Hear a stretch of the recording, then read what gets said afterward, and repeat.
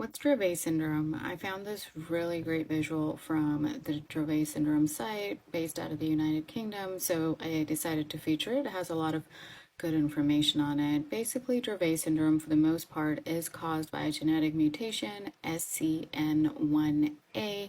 It's not always the case, but quite commonly. It is also known as SMEI, which stands for severe myoclonic epilepsy in infancy.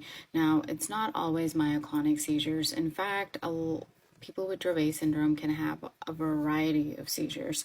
And the initial seizure, is generally in the setting of febrile seizures, so with fevers. And they can last for a really long period of time, up to 30 minutes or longer, can be very scary, can be big tonic-clonic seizures.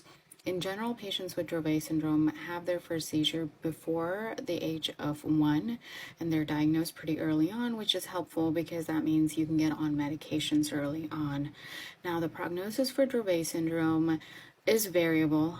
Some kids do live a longer life than others, but the seizures tend to be pretty devastating. They tend to be very frequent, and they also tend to be refractory to medications.